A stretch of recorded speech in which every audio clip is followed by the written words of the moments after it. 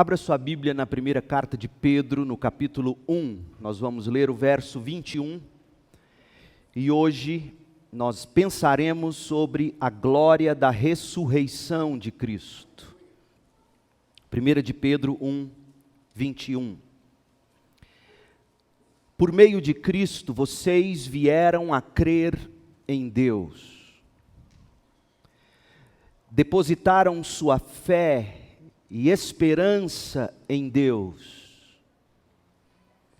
E agora ouça, por quê? Por que vocês depositaram sua fé e esperança em Deus? Porque Ele ressuscitou Cristo dos mortos e lhe deu grande glória. O que é mais importante para a vida cristã, a morte ou a ressurreição de Cristo? Se você tivesse que responder, o que é mais importante para a vida cristã, a morte ou a ressurreição de Cristo? A bem da verdade, como muito sabiamente argumentou James Boyce, nós não podemos atribuir algum grau de valor superior a qualquer uma dessas realizações. Por quê? Embora a missão de Jesus tenha sido buscar e salvar o perdido, pagando pelos pecados na morte substitutiva na cruz, como hoje de manhã nós estudamos, não se pode desconsiderar a importância histórica da ressurreição como evidência para as afirmações que o próprio Cristo fez a respeito dele mesmo, da identidade dele como Messias, como Filho de Deus. Foi apenas por causa da ressurreição que o evangelho da cruz pôde ser percebido e então preservado e posteriormente proclamado ao longo dos séculos até chegar até nós. 1 de Pedro 1, 21, novamente, por meio de Cristo, vocês vieram a crer em Deus, depositam sua fé e esperança em Deus, porque Ele ressuscitou Cristo dos mortos e deu a Cristo grande glória. A importância da ressurreição, ela é percebida desde os primeiros momentos da era cristã. Por exemplo, de certa forma, os discípulos sempre creram em Jesus como o Cristo. E um exemplo dessa fé verdadeira, mas ainda bem verde, imatura, foi o testemunho de Pedro em Mateus 16, 16, quando ele disse: Tu és o Cristo, o Filho do Deus vivo. Mas a fé dos seguidores de Jesus foi profundamente abalada, inclusive a de Pedro, pela crucificação. Este Pedro que declarou: Tu és o Cristo, Filho de Deus vivo, após o momento em que prenderam Jesus e eles souberam que ele seria levado a julgamento e seria crucificado, isso abalou imediatamente a fé dos apóstolos. Tanto que imediatamente após a morte de Cristo, eles abandonaram tudo que eles haviam crido e retornaram para o lugar de onde eles tinham saído para seguir o Cristo. O mesmo Pedro que no Evangelho de Mateus havia afirmado com total segurança que Jesus é o Cristo, acabou negando o mesmo Cristo 3 vezes na noite em que o Senhor foi preso, ainda antes da crucificação. Embora tivesse crido na pregação de Jesus, embora tivesse deixado tudo e seguido Jesus, os discípulos não foram fortes o suficiente para, mediante prisão, crucificação, morte e sepultamento, continuarem crendo na identidade de Cristo como Messias. Porém, 3 dias depois da ressurreição, aqueles mesmos homens tiveram a fé fortalecida e saíram para anunciar o evangelho do Salvador que havia vencido a morte. De forma que a morte, a cruz e a ressurreição de Jesus passaram a formar o cerne da mensagem cristã. Lucas 24, leia comigo a partir do verso 45. Lucas 24, 45. Então Jesus lhes abriu a mente, aqueles dois discípulos no caminho para Emaús, abandonando Jesus, abandonando a fé, em certo sentido, depois que ouviram dizer que Jesus havia sido sepultado. Então Jesus lhes abriu a mente para que entendessem as Escrituras, entendessem o que sobre as Escrituras. Ouçam, e disse: sim, está escrito que o Cristo, o Messias, haveria de sofrer, morrer e ressuscitar no terceiro dia. E que a mensagem de arrependimento para o perdão dos pecados seria proclamada com a autoridade de seu nome a todas as nações, começando por Jerusalém. Vocês, discípulos, são testemunhas dessas coisas. Quais coisas? A vida de sofrimento de Cristo, a morte de Cristo na cruz e a ressurreição vitoriosa. Isto se tornou o cerne da pregação. Paulo descreveu a natureza simples da pregação apostólica, dizendo para nós, quando ele escreve aos Coríntios, no capítulo 15, abra lá e veja, 1 Coríntios 15, ele mostra para nós o que ele havia recebido, o que a ele havia sido transmitido em termos do que seja o cerne, o coração da mensagem cristã.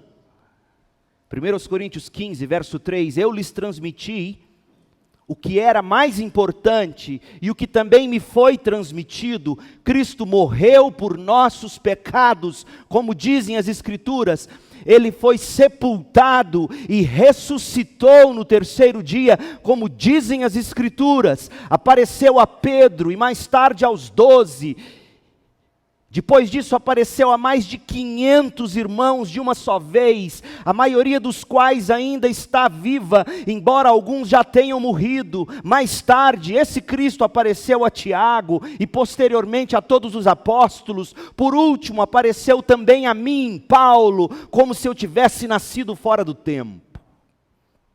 Esta é a mensagem. Cristo nasceu, viveu, sofreu, morreu e ressuscitou para nos salvar dos nossos pecados. Atos 2, 27, Pedro afirmou que Davi tinha feito, no verso 10 do Salmo 16, usando o verso 10 do Salmo 16, Davi estava de fato, segundo Pedro, mencionando a ressurreição do Cristo, quando Davi escreveu: pois tu não deixarás minha alma entre os mortos, nem permitirás que o teu santo apodreça no túmulo. Essa era a mensagem da igreja primitiva. Vida, sofrimento, morte e ressurreição de Cristo, para o perdão dos nossos pecados.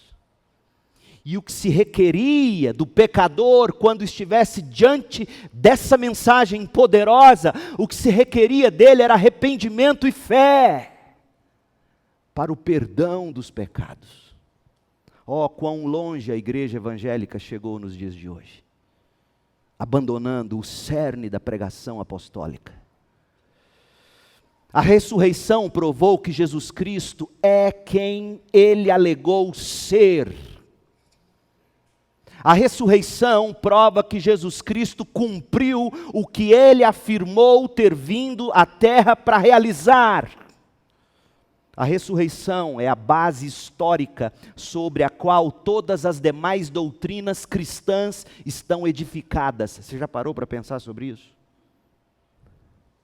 E é isto que eu quero te demonstrar hoje à noite. Todas as principais doutrinas caras para o cristianismo se fundamentam sobre a ressurreição de Jesus Cristo.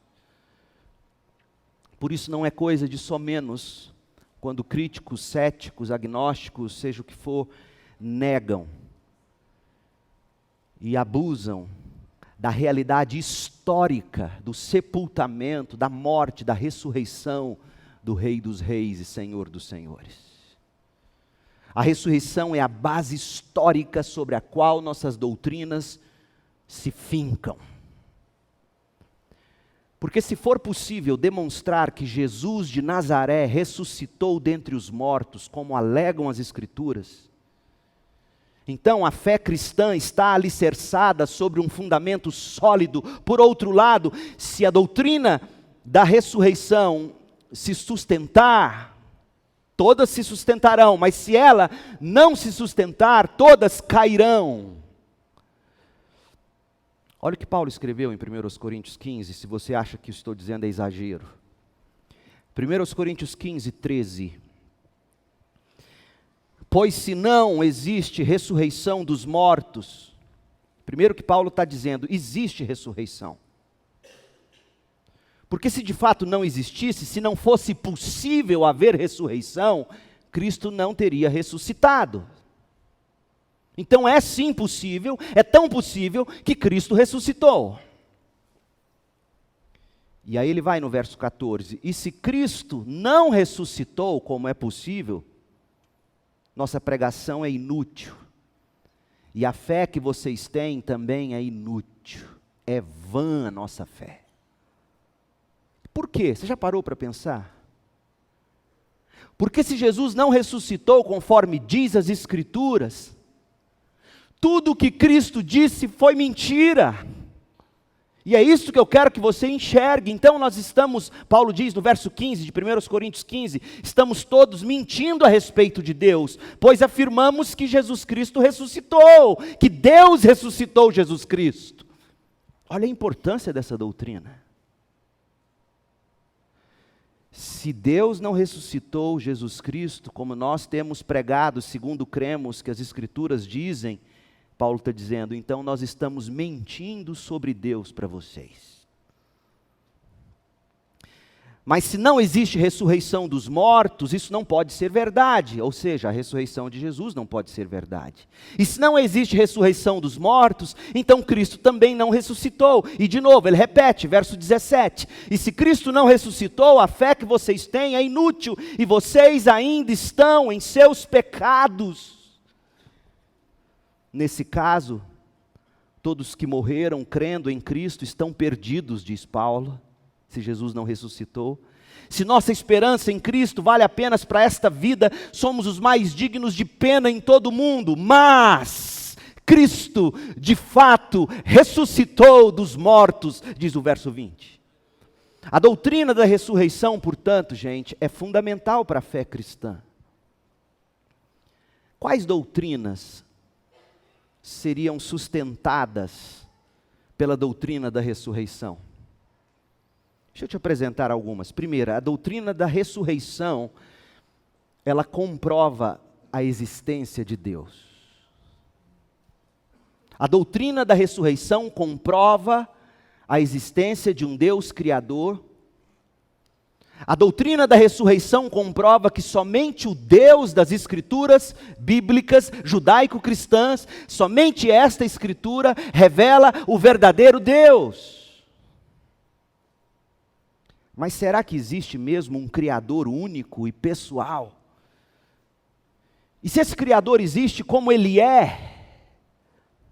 Meu povo, essas são as primeiras e as mais importantes perguntas que qualquer pessoa deve responder. O problema é que a diversidade de opiniões entre pensadores, filósofos, religiosos é muito grande, tão grande quanto o número de cabeças pensantes. Então, como é que nós podemos ter certeza de quais teorias são certas, ou qual é a certa, se é que existe uma teoria certa? E aí eu lhe afirmo, somente a ressurreição de Cristo, por si só, proporciona-nos a segurança, a garantia de que o Deus Criador existe. Por quê? Deixa eu citar para você o argumento de um homem chamado R.A. Torrey. R.A. Torrey. Olha o que ele argumentou num livro, O Cristo Ressurreto. Ouça o que ele diz. Todo efeito deve ter uma causa adequada. No caso da ressurreição de Cristo, essa única causa é o Deus da Bíblia. Como qualquer pessoa conhecedora da história da vida de Jesus sabe, nosso Senhor andou por toda a terra proclamando o Deus de Abraão, Isaque e Jacó, como gostava de declarar. o Deus tanto do Antigo como do Novo Testamento. Jesus disse que os homens o levariam à morte por meio da crucificação e deu muitos detalhes sobre a forma como tudo aconteceria. Além disso, Jesus disse que depois de seu corpo ficar sepultado durante 3 dias e 3 noites, seu pai, o Deus de Abraão, Isaque e Jacó, o Senhor da Bíblia, o Deus tanto do Antigo como do Novo Testamento, levantaria ele dentre os mortos. Esse foi o testemunho de Jesus. Quem conhece a Bíblia sabe. O meu Deus e Pai é o Deus de Abraão, Isaque e Jacó, o Criador de todas as coisas. E este Deus me ressuscitará dos mortos. Foi isto que o Senhor Jesus disse, ou não é verdade? Essa foi, continua Torrey, essa foi uma declaração e tanto. Jesus aparentemente referia-se a algo impossível. Porque durante séculos, homens chegaram e partiram, nasceram e morreram. E no que diz respeito ao conhecimento humano, que está alicerçado sobre observações, experiências claras, quando morriam, era o fim de todos. Mas esse homem, Jesus, não hesita em declarar que sua experiência irá de encontro, se chocará às uniformes experiências de longos e longos séculos. Isso foi sem dúvida uma prova da existência de Deus, o Deus que ele pregava, pois este que havia passado no teste, fazendo exatamente o que havia dito que faria, mesmo parecendo a princípio que aquilo era irrealizável, desse modo o fato de Jesus ter sido milagrosamente trazido de volta da morte, torna evidente que o Deus que fez isto existe. Sendo assim, Ele é o verdadeiro Deus. Entendeu o argumento dele? Jesus existiu, Jesus viveu e disse que era o Filho do Deus, Pai, Criador de todas as coisas, o Deus de Abraão, Isaque e Jacó. E que esse Deus estabeleceu que Ele viria, nasceria, viveria sem pecado, morreria, seria sepultado, mas ressuscitaria. E se isso aconteceu, como aconteceu, prova que esse Deus existe. Outros textos bíblicos afirmam especificamente que Deus Pai ressuscitou Cristo dentre os mortos. Atos 2, 24, Romanos 6, 4, 1 Coríntios 6, 14, Gálatas 1, 1, Efésios 1, 20. Com efeito, gente, o Deus que ressuscitou Cristo dentre os mortos sempre existiu, existe e para sempre existirá como único, pessoal e verdadeiro Deus. A ressurreição de Jesus prova que Deus existe. Porque esse Deus de quem Cristo anunciou e falou, esse Deus que Cristo diz ter revelado a nós, esse Deus o ressuscitou. Nenhum outro Deus foi capaz de fazer coisa sequer semelhante. A ressurreição é a base para a nossa afirmação: Deus existe.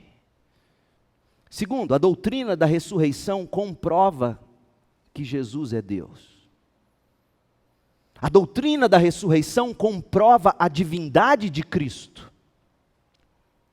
Quando Jesus viveu sobre a terra, ele declarou não apenas que Deus o traria de volta da morte, 3 dias depois da crucificação, mas Jesus também declarou ser igual a Deus. E não só declarou ser ele igual a Deus, ele e o Pai serem um, como declarou que o Pai determinou que ele mesmo, o Filho, participaria da sua própria ressurreição. Olha que maluquice. João 10, 17. O Pai me ama, pois sacrifico minha vida para tomá-la de volta. Quem vai tomá-la de volta? Eu sacrifico minha vida para tomá-la de volta. Sim, qualquer ser humano pode sacrificar a própria vida, mas nenhum ser humano toma a sua própria vida de volta. Só Deus faz isso. E Jesus está dizendo: o Pai me ama, pois sacrifico a minha vida e eu tomo minha vida de volta. Ninguém tira a minha vida de mim. Eu mesmo entrego a minha vida. Eu tenho autoridade para entregá-la e também para tomá-la de volta. Por quê? Pois isso foi que meu Pai ordenou. Cristo é Deus. Se ele estivesse errado quanto a isso, a alegação de Cristo não passaria de um delírio. Pense bem, leia esse trecho e veja, se isso não é verdade, nós estamos lendo palavras de um lunático, de um louco. Só loucos dizem assim. Você conversa com alguém aqui na quadra que vira para você e fala assim, olha, eu vou entregar minha vida, eu vou sacrificar minha vida, mas depois de 3 dias, eu vou tomar minha vida de volta da sepultura. O que você ia dizer, doutor Tiago? Vem cá um pouquinho. Vamos dar um remedinho para esse rapaz aí, porque ele está falando que vai morrer e ele vai ressuscitar. E que Deus falou que ele vai fazer isso. É verdade ou não é? Se você encontrar qualquer homem na rua dizendo algo parecido, você vai dizer, ou isso é uma verdade que minha mente vai explodir de incompreensão, ou isso é uma baita mentira.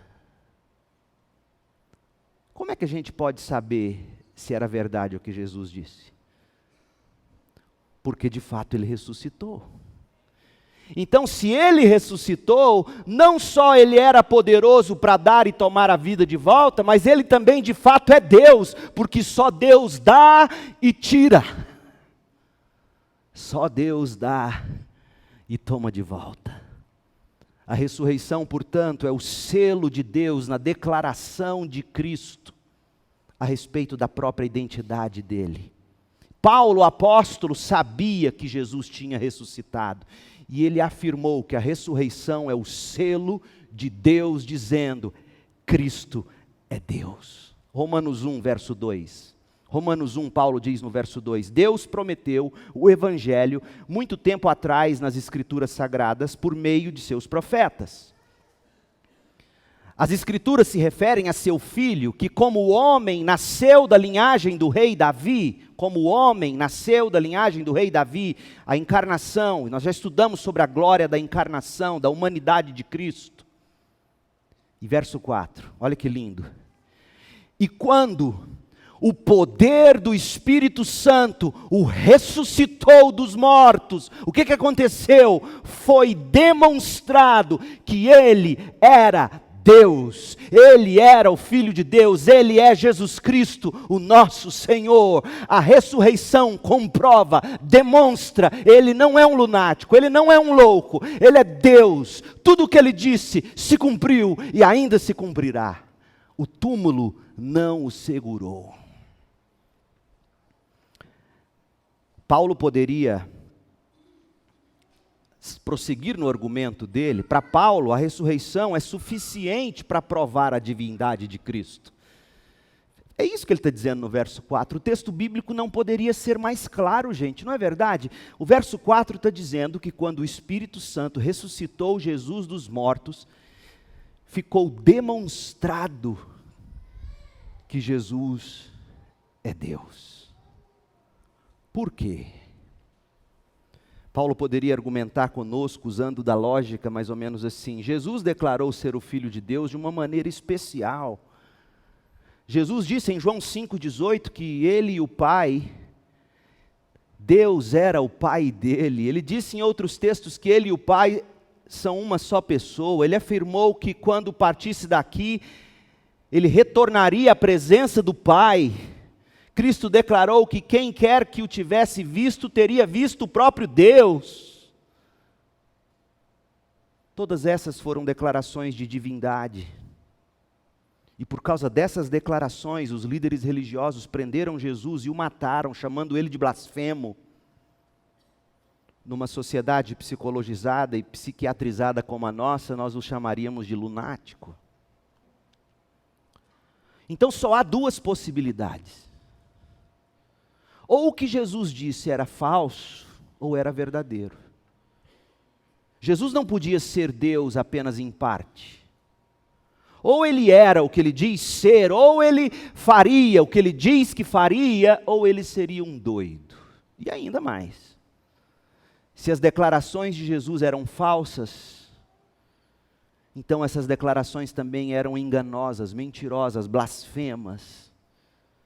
E se essas declarações eram blasfemas, não é possível que Deus pudesse honrar quem as declarou. Deus não teria dado autoridade a um louco para falar em nome dele, não é mesmo? Mas o que aconteceu foi que Deus honrou tudo que Jesus disse.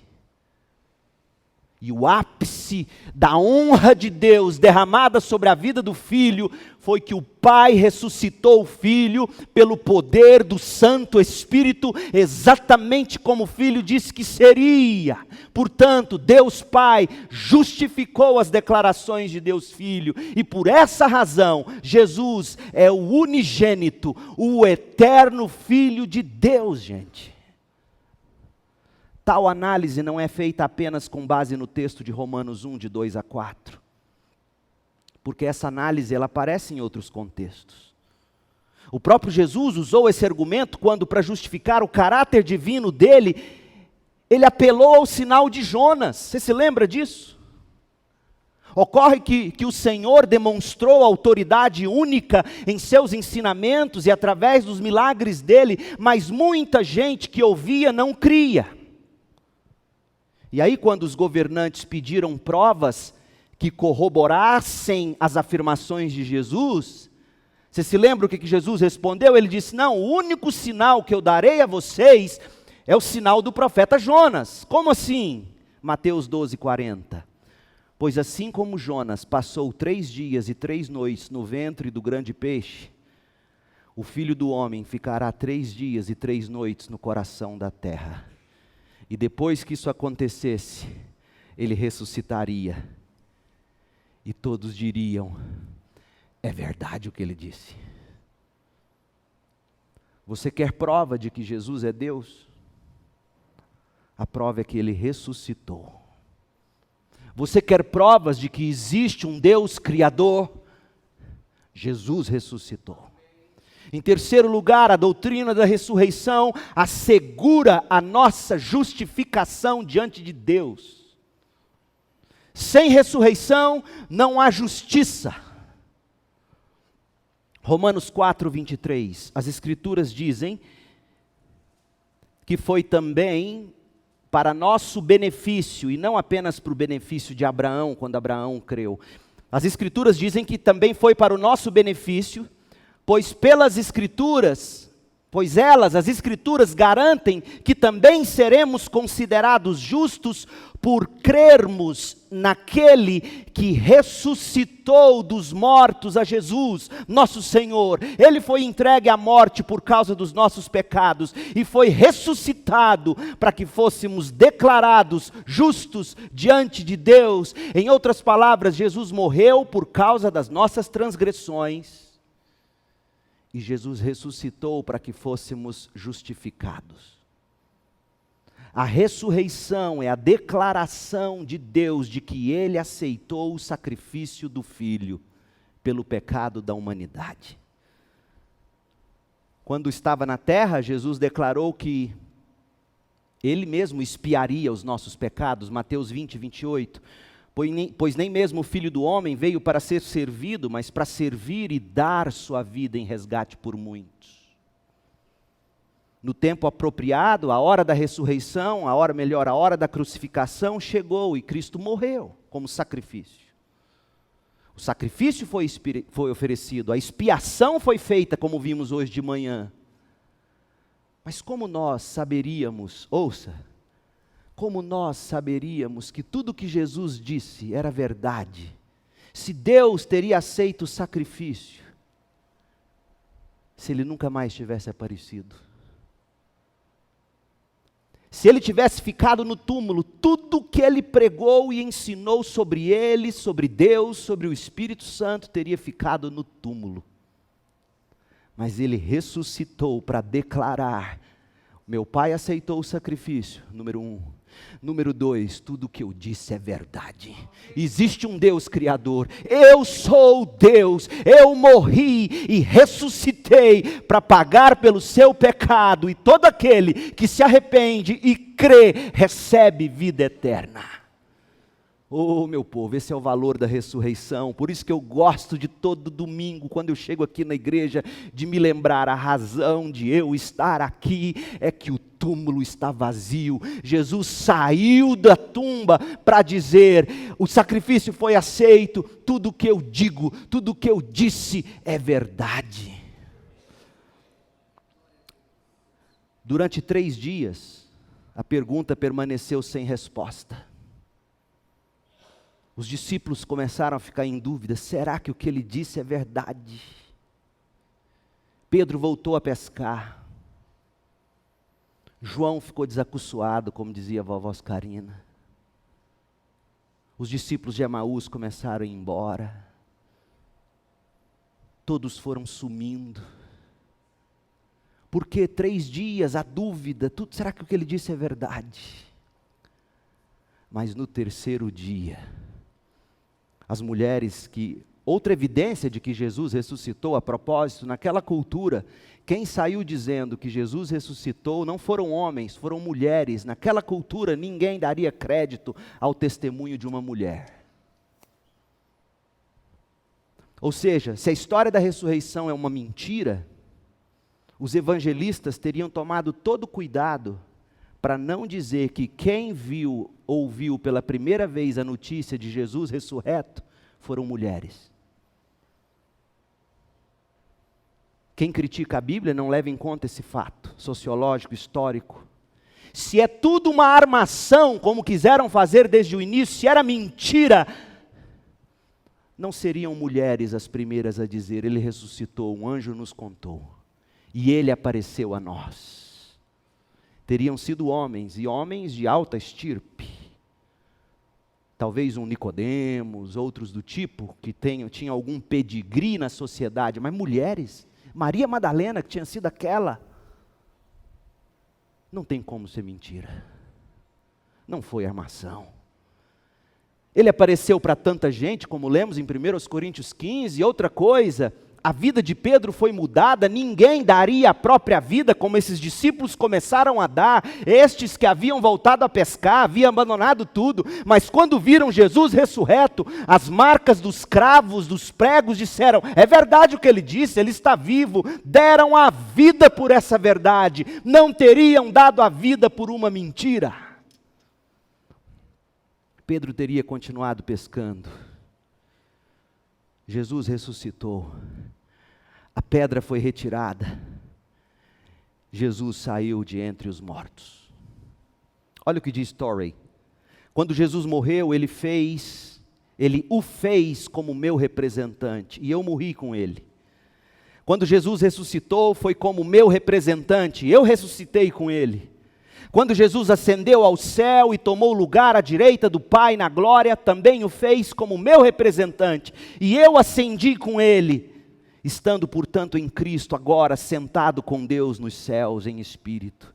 Eu olho para a cruz de Cristo e sei que a expiação pelos meus pecados foi feita. Vejo o sepulcro aberto e o Senhor ressuscitado e sei que o sacrifício dele foi aceito. Já não existe mais nenhum pecado imputado a mim. Não importa quantos ou quão grandes sejam as minhas transgressões, o Senhor as tomou sobre si na cruz. Como eu sei disso? Jesus ressuscitou. A doutrina da ressurreição, em quarto lugar, assegura a nossa regeneração e a nossa santificação. Pedro diz, 1 de Pedro 1:3, que Deus nos regenerou para uma viva esperança, mediante a ressurreição de Jesus Cristo dentre os mortos. Aliás, nós estamos estudando 1 de Pedro, as quartas-feiras aqui com Joaquim. Você tem que vir ouvir a exposição de 1 Pedro, essa carta é linda. E aqui está dito, Deus nos regenerou para uma viva esperança, como? Mediante a ressurreição de Jesus Cristo dentre os mortos. Pedro está aqui explicitamente associando a ressurreição de Cristo dentre os mortos com a nossa própria regeneração, com o nosso novo nascimento. Ou seja, sem ressurreição não haveria novo nascimento. Quando Jesus ressurgiu dos mortos, ele tinha uma nova qualidade de vida.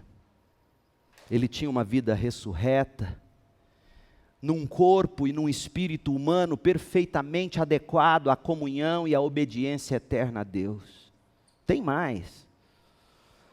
Em sua ressurreição, Jesus obteve para nós uma nova vida semelhante à dele. Não recebemos toda aquela vida ressurreta quando a gente se torna cristão, porque o nosso corpo continua como era, sujeito a fraquezas, doenças, pecado, morte. Mas o Espírito que ressuscitou Cristo dos mortos, ressuscitou-nos em Cristo, tornou-nos nova criatura, e um dia nos dará um novo corpo como o dele. O poder da ressurreição atesta isto. É possível sim, um morto espiritualmente falando, um viciado, um drogado, um ateu, um pagão, um incrédulo, um homem que odeia Deus, é possível ele nascer de novo, porque é o mesmo Espírito que arrancou Jesus da tumba. É por meio da ressurreição que Cristo conquistou-nos o novo tipo de vida que a gente recebe quando a gente nasce de novo. Olha o que Paulo pôde dizer em Efésios 2, de 5 a 6. Paulo disse que embora estivéssemos mortos por causa dos nossos pecados, Ele nos deu vida juntamente com Cristo. É pela graça que vocês são salvos, pois Deus nos ressuscitou com Cristo e nos fez sentar com Cristo nos domínios celestes, porque agora estamos em Cristo Jesus. Olha como o evangelho da prosperidade, ou o evangelho, como dizem aí, que traz prosperidade, é uma furada. Porque eu e você já estamos em Cristo pela fé, se de fato houve regeneração no seu coração, assentados no trono com Cristo. Já recebemos toda sorte de bênçãos espirituais nas regiões celestes. Portanto, Deus verdadeiramente me abençoa, não necessariamente quando Ele me dá saúde, coisas, mas quando Ele faz com que os olhos do meu coração enxerguem a minha realidade no céu. E se há algo que a vida mostra para nós é o seguinte: quanto mais sadio, quanto mais próspero, quanto melhor a vida, menos se quer de Deus. Nós já estamos ressuscitados com Cristo, estamos sentados com Ele nos domínios celestiais. Então sabe o que eu quero? É cada dia mais enxergar essa realidade e me regozijar com ela. Se eu tiver que ganhar muito dinheiro para que isso aconteça, que Deus me dê. Mas se Ele tiver que tomar tudo de mim, que Ele tome, mas que eu me enxergue como de fato eu sou em Jesus Cristo. Essa é a maior realidade de todas. Eu não quero saúde e dinheiro, se eu não me regozijar com o fato de que Cristo me ressuscitou com Ele e me assentou nos lugares de honra. Quando Deus ressuscitou Cristo dentre os mortos, Ele pensou em nós, como ressuscitados juntamente com Cristo, e portanto dignos dos méritos da ressurreição de Cristo. Paulo afirma que o alvo na vida dele é, Filipenses 3,10, o Cristo conhecer e o poder da sua ressurreição experimentar. É isso que eu quero. Poder da ressurreição, ouça bem, povo de Deus, porque é bem provável que esses marqueteiros da palavra peguem esse poder da ressurreição e transformem isso em promessa para Deus te dar mais coisas. Não, o poder da ressurreição diz respeito a ressuscitar você, levantar você do pecado, abrir seus olhos, mostrar para você quem você é, quebrar aquelas correntes do pecado, dos vícios, da pornografia, da língua grande, da ira, as obras da carne. Esse é o poder da ressurreição, que nos torna novas criaturas a cada dia, cada vez mais parecidos com Cristo. E o que Paulo está dizendo em Filipenses 3,10 é: só será possível se eu experimentar o poder da ressurreição. E eu só experimentarei o poder da ressurreição se cada dia mais eu conhecer Cristo. É disso que a gente precisa, meu povo. Paulo associa a ressurreição de Cristo com poder espiritual que opera dentro de nós, quando ele disse aos Efésios que orava para que eles viessem a conhecer isso de que ele estava falando. Olha como é que você tem que orar pelo seu filho, pelo seu neto, papai, mamãe, vovô, vovó. Olha como é que nós temos que orar uns pelos outros. Efésios 1:19. A grandeza insuperável do poder de Deus para conosco os que cremos é o mesmo poder grandioso que ressuscitou Cristo dos mortos e o fez sentar-se no lugar de honra à direita de Deus nos domínios celestiais. Peça a Deus para você enxergar isso, de uma forma que isso faça seu coração bater mais rápido. Coração do seu filho, do seu neto, do seu pai, da sua mãe, do seu cônjuge. Aqui Paulo diz que o poder pelo qual Deus levantou Cristo dentre os mortos é o mesmo poder que opera dentro de nós. Você observou isso? Nós temos o poder de Deus em nós. Poder de Deus para nos fazer vencer o pecado.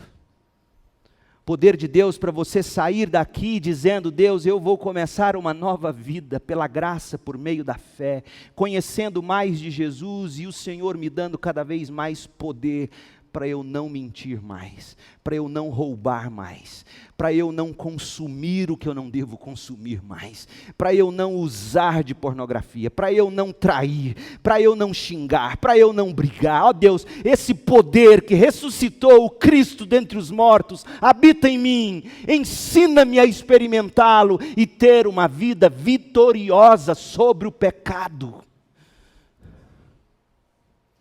Esse poder te levanta da cama, se você está no escuro da depressão. Se o Espírito de Deus habita em você, Ele te levanta. Romanos 6, verso 4. Pois pelo batismo morremos e fomos sepultados com Cristo, e assim como Ele foi ressuscitado dos mortos, e pelo poder glorioso do Pai, agora nós também podemos viver uma nova vida. Você acredita nisso?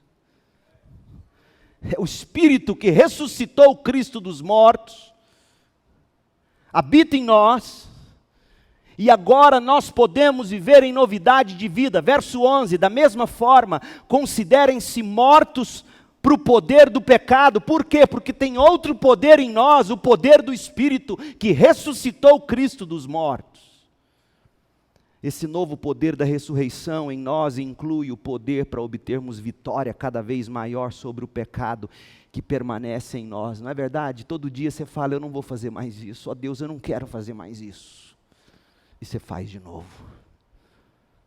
Se você é humano e sincero o bastante, você sabe o que eu estou dizendo.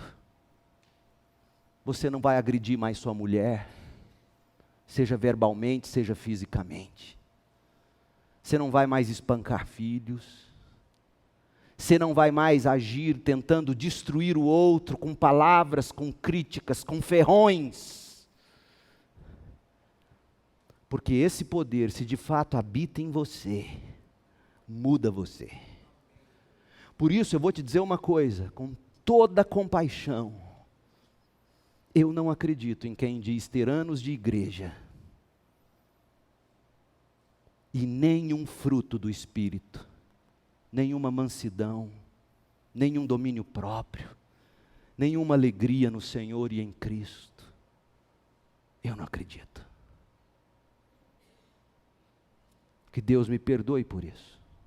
Eu não acredito nesse tipo de conversão. Gente que usa Deus para passar no vestibular, para se formar, para conquistar coisas na vida, usa Deus. Eu não acredito na sua conversão, me perdoe. Porque se o poder de Deus habita em você, esse poder te faz ser mais apaixonado por Jesus do que pelo seu diploma. Mais apaixonado em Jesus do que pelo seu casamento. Mais apaixonado em Jesus do que em filhos, mais apaixonado em Jesus do que em sexo, mais apaixonado em Jesus do que em baladas, do que poder, do que fama. Eu não acredito em conversões que não dão demonstração do poder que ressuscitou Jesus dos mortos em ação na vida dele. Não acredito. E não acredito porque eu seja chato. Eu não acredito porque Paulo diz, da mesma forma, considerem-se mortos para o poder do pecado e vivos para Deus em Cristo. Pois pelo batismo morremos e fomos sepultados com Cristo, e assim como Ele foi ressuscitado dos mortos, pelo poder glorioso do Pai, agora nós também podemos viver uma nova vida. Podemos, há um poder em nós. E se nessa noite você começa a se convencer de que tem algo errado na sua vida, a primeira coisa é dizer: Pai, misericórdia de mim. Eu não provei desse poder. E Deus é gracioso o bastante para nesta noite contemplar sua pequenina fé, seu arrependimento aí dentro do seu coração, dizendo: Deus, me ajuda a provar esse poder da ressurreição de Cristo, que quebra a minha vontade, que quebra o meu orgulho, que quebra as minhas manias, que quebra as minhas compulsões, que quebra a minha autopiedade, que quebra a minha justiça própria, que quebra a minha lascívia, que quebra os meus pecados, mói todos eles num processador, lança no fundo do mar e começa a criar em mim um novo homem, uma nova mulher, apaixonado em Jesus Cristo. Esse poder da ressurreição é o que você precisa provar. Mas esse poder também nos capacita para o ministério. Capacita a mim e a você a viver uma vida, o mesmo poder que ressuscitou Jesus dos mortos, diz Atos 1:8, esse poder nos foi dado pelo Espírito Santo para sermos testemunhas de Jesus, fazedores de discípulos. Então esta semana, não venha você dizer: eu não tenho coragem, eu também não tenho, mas recorra ao poder de Deus que habita em mim e em você, e diga: Deus, eu quero iniciar um relacionamento discipulador com alguém, porque há em mim o poder para eu ser testemunha onde quer que eu esteja. Use esse poder, crente, não para ficar rico, porque não é essa a promessa. Use esse poder para viver santo e para fazer discípulos. Esse é o poder. É o poder que te santifica e é o poder que te capacita a fazer discípulos. Em quinto lugar, a doutrina da ressurreição assegura a nossa ressurreição e vida eterna. Quando estava aqui na terra, Cristo disse assim aos discípulos, João 14, não deixem que o seu coração fique aflito. Ele estava dizendo que ele iria para o Pai, anunciando que ele morreria, ressuscitaria e seria levado ao céu. Não deixe o seu coração ficar aflito, creia em Deus, creia também em mim. Na casa do meu Pai há muitas moradas. Se não fosse assim, ele lhes teria dito: vou preparar lugar para vocês, e quando tudo estiver pronto, virei buscá-los, para que estejam sempre comigo onde eu estiver. Isso pressupõe a ressurreição dos discípulos, a segunda vinda de Cristo. Da mesma forma, 1 Tessalonicenses 4,14, Paulo escreveu: porque cremos que Jesus morreu e foi ressuscitado, também cremos que Deus trará de volta à vida, com Jesus, todos os que morreram em Jesus. Os que creem em Jesus estão unidos a Ele pela fé, e como isso faz diferença na hora de morrer. Eu já disse isso aqui, vou repetir. Uma das minhas principais tarefas é preparar você para a morte. Nós vamos morrer. No ano de 1899, 2 homens famosos morreram nos Estados Unidos. Um era descrente, o outro era muito crente. O descrente era um reformado do exército, um veterano da Guerra Civil norte-americana. O nome dele era Robert Greene Ingersoll, famoso intelectual, agnóstico. Inclusive, na Universidade de Harvard, houve um tempo ministravam palestras, séries de palestras com o nome desse homem. Totalmente descrente, blasfemo. Há uma frase famosa dele que ele dizia assim: se nós tivermos que cumprir o Novo Testamento hoje, nós seríamos assassinos. Se tivéssemos que cumprir o Antigo Testamento, seríamos assassinos. Se tivéssemos que cumprir o Novo Testamento, seríamos lunáticos. Porque para ele Cristo era um lunático. Mas esse homem morreu de repente, chocou os familiares. O que a esposa fez? Não deixou ninguém tocar no corpo. E o corpo, enquanto pôde, ela manteve dentro de casa, ele e ela, até que quando não dava mais, o corpo apodrecendo, fétido, já causando risco de infecção, de doença, veja bem. E aí, quando não dava mais jeito, tiraram o corpo dele, cremaram o corpo dele. E enquanto estavam na cerimônia de cremação, o escândalo pela morte dele, por aquilo tudo, foi tão grande que os grandes jornais dos Estados Unidos na época propagaram isso pelo país todo. Todos ficaram chocados com a falta de habilidade daquela família para lidar com a morte. No mesmo ano morreu o famoso Dwight Moody, o famoso evangelista Moody. No mesmo ano ele morreu. Mas a morte foi triunfante, tanto para ele como para a família. Moody, crente, começou a definhar, a doença dele foi fazendo ele definhar. O que a família fez? Se uniu e revezavam no cuidado, dia e noite. Na manhã em que ele morreu, quem estava com ele era um dos filhos, em pé ao lado do pai. E aí o filho ouviu o pai dizer: a terra está se afastando, o céu está se abrindo, Deus está me chamando. O filho rebateu: pai, o senhor está delirando. Moody respondeu: não, Will, não é delírio, não é sonho. Eu estou dentro dos portões, eu vejo face de crianças. Por um instante pareceu que Moody estivesse se restabelecendo, mas ele começou a falar de novo. E ele começou a dizer para o filho: isto é a morte, não é ruim, não existe vales nem trevas, é uma felicidade, é glorioso. Àquela altura, a filha já estava lá no quarto e orava pelo pai, dizendo: ó Deus, cura meu pai, restabeleça a sanidade do meu pai. O pai percebeu e disse: não, não, Emma, não ore por isso. Deus está me chamando. Esse é o dia da minha coroação. Eu tenho esperado ansiosamente por ele.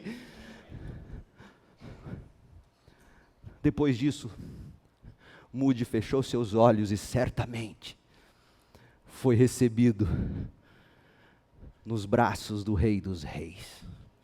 O funeral da família e dos amigos se reuniram para um culto jubiloso, conversavam, cantavam, sorriam, ouviam a palavra sendo pregada, e o texto pregado foi 1 Coríntios 15, 55. Ó morte, onde está a sua vitória? Ó morte, onde está seu aguilhão? O pecado é o aguilhão da morte que nos fere, e a lei é o que torna o pecado mais forte, mas graças a Deus que nos dá vitória sobre o pecado e sobre a morte, por meio de nosso Senhor Jesus Cristo. A morte de Moody fez parte da vitória.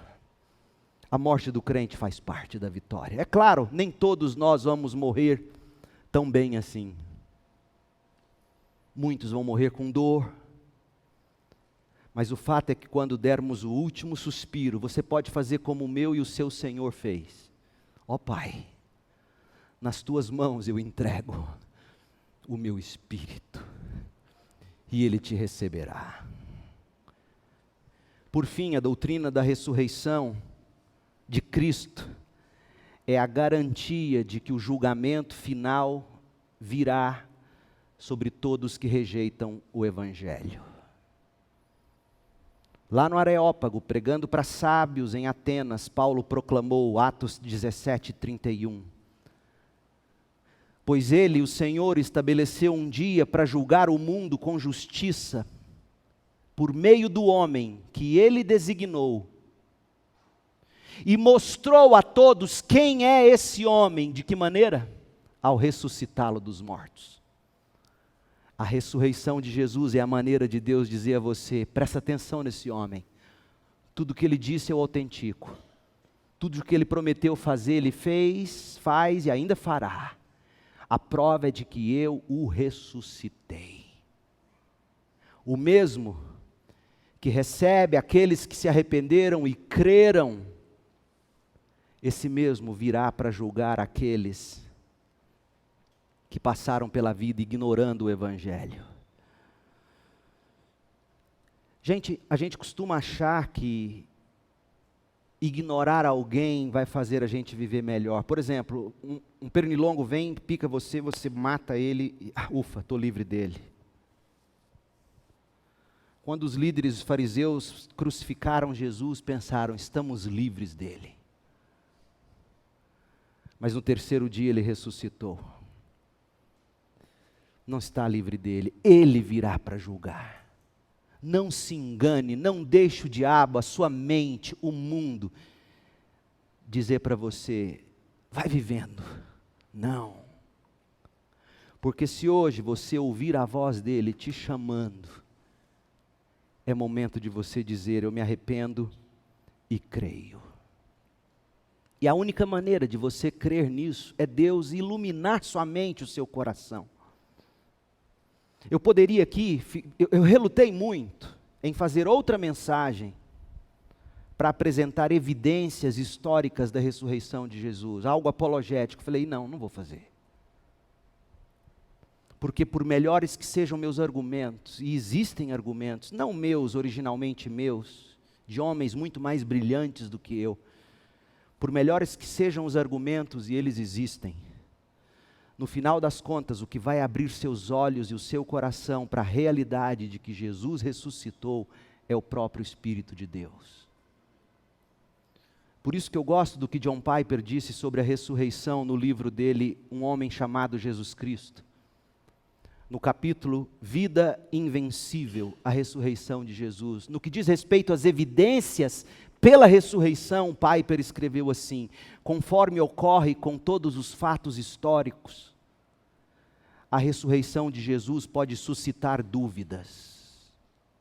Mas quando Deus tem a seu dispor os relatos confiáveis de testemunhas, a coragem das pregações dos primeiros discípulos, o testemunho das mulheres, a futilidade dos argumentos dos opositores, os efeitos do Evangelho na vida dos crentes, a coerência da mensagem cristã, a plena suficiência do conceito mundial cristão e a glória espiritual de Jesus Cristo, quando Deus tem a seu dispor tudo isso e muito mais, Ele é capaz de abrir o entendimento do cético mais obstinado. Quando Deus nos desperta da letargia da incredulidade, Ele faz brilhar em nossa mente a luz do Evangelho da glória de Cristo. O que vemos paralelamente ao terrível esplendor de seu sofrimento é a grandiosidade de sua ressurreição. E minha oração é que Deus abra os seus olhos e te faça crer: Jesus ressuscitou. E nós vamos celebrar agora. Mas antes, enquanto Orlando vem e se prepara, por favor, não se movimente, feche os olhos. Ouça o texto sagrado. Por meio de Cristo, vocês vieram a crer em Deus. Só há uma maneira de crer em Deus: Cristo. Creia nele hoje à noite. Depositam sua fé e esperança em Deus, porque Deus ressuscitou Cristo dos mortos e deu a Cristo grande glória. Peça a Deus para te fazer enxergar: Jesus morreu, Jesus sofreu, Jesus recebeu sobre ele os meus pecados, foi sepultado, mas ressuscitou. Peça que Deus abra seus olhos para isso. E peça também,